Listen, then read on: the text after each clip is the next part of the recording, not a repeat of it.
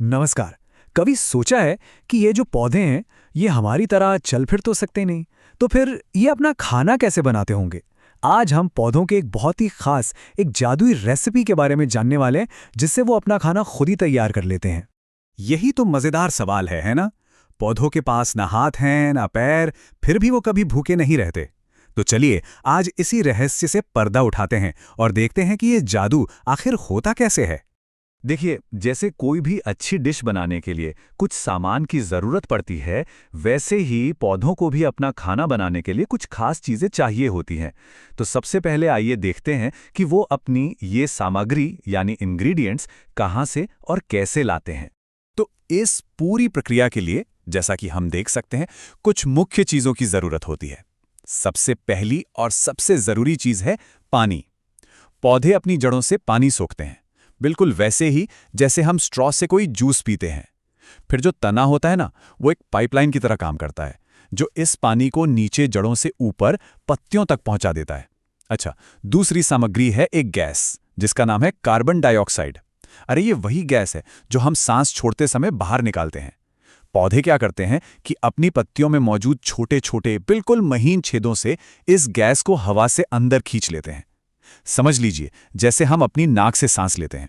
और हाँ, तीसरी और सबसे जरूरी सामग्री है सूरज की रोशनी। इसके बिना तो ये रेसिपी बन ही नहीं सकती। असल में यही तो वो एनर्जी है जिससे ये पूरा काम होता है। तो अब पानी और कार्बन डाइऑक्साइड पत्तियों तक पहुंच चुके हैं और उन पर सूरज की रोशनी भी पड़ रही है।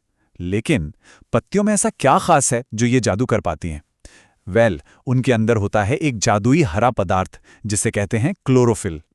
इसी की वजह से तो पत्तियां हमें हरी दिखती हैं। ये क्लोरोफिल एक सोलर पैनल की तरह काम करता है, सूरज की सारी रोशनी को पकड़ लेता है और बस खाना बनाने की प्रक्रिया शुरू हो जाती है। तो ठीक है, अब हमारे पास पानी है, कार्बन डाइऑक्साइड है और सूरज की रोशनी को पकड़ने के लिए क्लोरोफिल भी है। पर ये सब मिलते कहाँ हैं? ये सारी चीजें जमा होती हैं पौधे की अपनी एक खास रसोई में। जी हाँ, पौधे की असली रसोई उसकी पत्तियां ही होती हैं। सारा का सारा कमाल यही होता है। और इस रसोई का चूल्हा कौन है?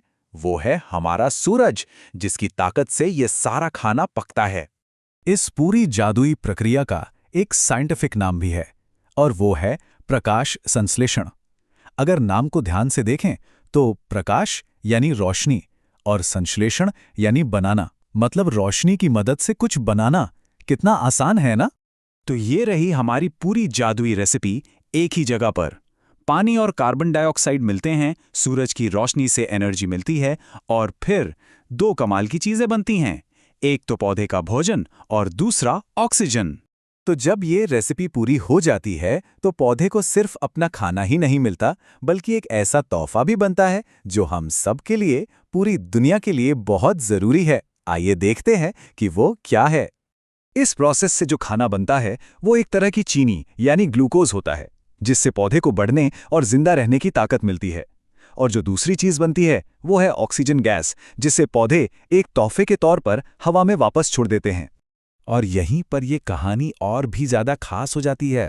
पौधे जो ऑक्सीजन बाहर निकालते हैं ना, उसी से हम और दुनिया के सारे जीव जंतु सांस लेते हैं। सच तो ये है कि पौधों के बिना पृथ्वी पर जीवन मुमकिन ही नहीं होता। ये एक बहुत ही हैरान कर देने वाली बात है। हमारी हवा में जो लगभग 21% ऑक्सीजन है, उसका पूरा का पूरा क्रेडिट इन छोटे बड़े पौधों और समुद्र में रहने वाले शैवाल को ही जाता है।